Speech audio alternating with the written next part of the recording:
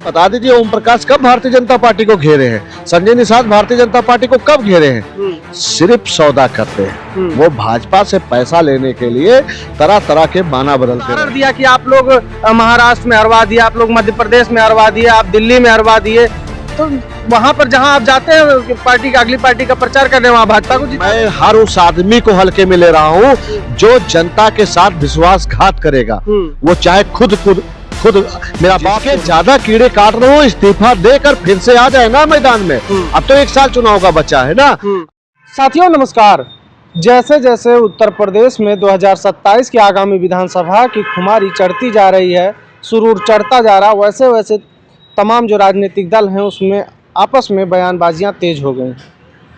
वैसे अपने बड़बोलेपन के लिए जाने जाने वाले ओम प्रकाश राजभर का एक बयान आया है जिसमें उन्होंने समाजवादी पार्टी को भाजपा की बी टीम बताया है। बातचीत करेंगे, हमारे साथ समाजवादी पार्टी के फायर ब्रांड नेता दारा सिंह यादव जी हैं। नेताजी बहुत बहुत स्वागत है। जी बहुत बहुत धन्यवाद। क्या कहेंगे, अब तक तो आप लोग अलग अलग पार्टियों को भाजपा की बी टीम बताते रहे हैं, ओम प्रकाश राजभर जी कह रहे हैं कि आप भाजपा के बी टीम हैं।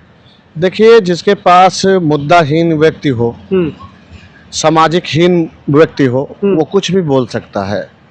वो कैबिनेट मंत्री है, सामाजिकहीन मुद्दाहीन कैसे है? देखिए, समाजहीन इसलिए हमने कह दिया है कि देखिए पिछड़े समाज के बहुत से ऐसे दलाल हैं, मक्कार हैं, जो आज भी समाज का सौदा करते हैं और समाज का सौदा कर कर अपना तो पेट भर लेते हैं, अपने घर को भी तरक्की पे ले आते हैं, गाड़ियां ले आते हैं, मोटर ले आते, सब कुछ मतलब सुविधा अपने लेस हो जाते हैं।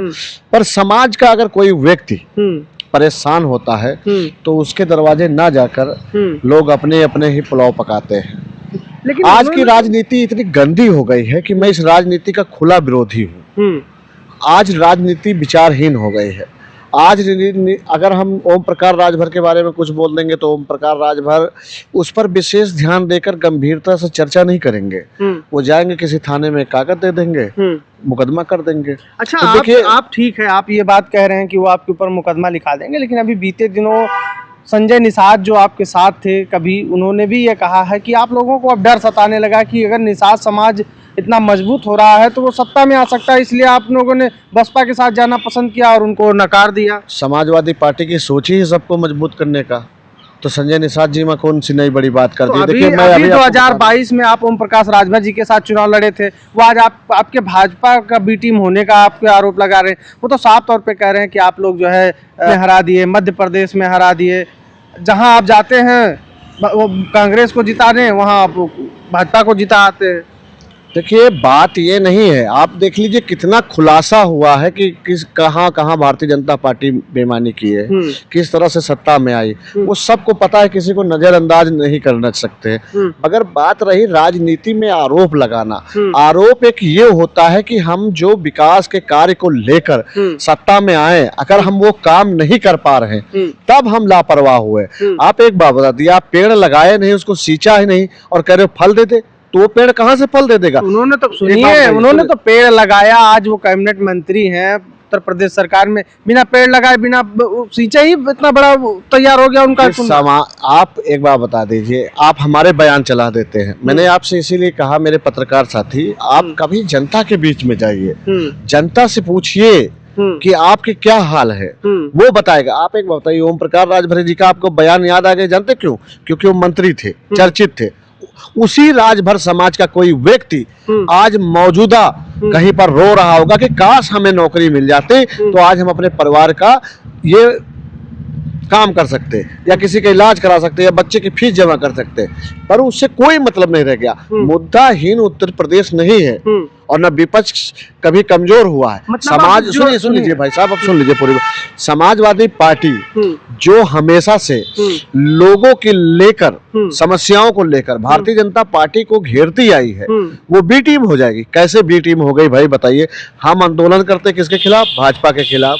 हम भाजपा से सवाल करते कि हम बी टीम हो जाएंगे। हम भाजपा को हटाने के लिए एड़ी से चोटी तक जोड़ लगा रहे हैं। आप बता दीजिए ओम प्रकाश कब भारतीय जनता पार्टी को घेरे हैं, संजय निषाद भारतीय जनता पार्टी को कब घेरे हैं? सिर्फ सौदा करते हैं। वो भाजपा से पैसा लेने के लिए तरह तरह के बहाना बदलते रहते हैं। मैं आपको बता दें, पिछड़ों के हैं, इसलिए भारतीय जनता पार्टी उनको पूछ रही। अगर वही चीज जिस दिन भारतीय जनता पार्टी को पता चल गया कि संजय निषाद, ओम प्रकाश राजभर, केशव प्रसाद मौर्य हमारे किसी काम के नहीं, लात मार के बाहर निकाल दिए जाए। आप लोग तो पीढ़ी की बात कर रहे हैं, ले आइए ना अपने, वो भी पिछड़े के नेता हैं। आप पिछड़े, दलितों, अल्पसंख्यकों, आदि आबादी की बात कर रहे हैं, ले आइए उनको अपने साथ। नहीं तो एक बात बता दीजिए, मैं तो लाया था, आए हमारे पास विधायक सांसद तो हमारे ही पार्टी से बने। कब भारतीय जनता पार्टी के उससे बन गए? भारतीय जनता पार्टी से जितने टिकट लिए थे आज भी हार रहे और हारते रहेंगे।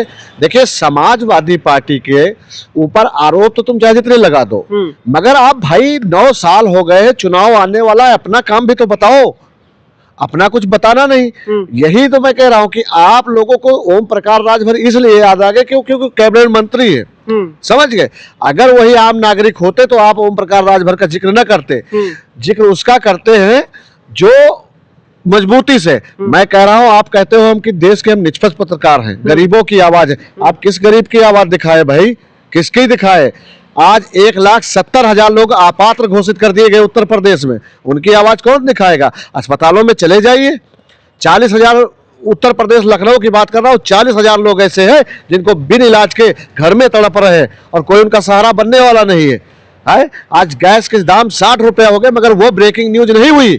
ओम प्रकाश राजभर ब्रेकिंग न्यूज हो गए क्योंकि मंत्री हैं, आप उनको चमकाना चाहते हैं, इसलिए आप उनका सवाल कर रहे हैं। उन्होंने आपके ऊपर बी टीम होने का आरोप लगाया, तो आपका पक्ष तो जानना बनता है कि ना दिखाया। सुनिए, वो आरोप लगाए हैं, आप कहेंगे कि हम हमको दिखाते हैं। आपको यकीन है कि हम बी टीम है?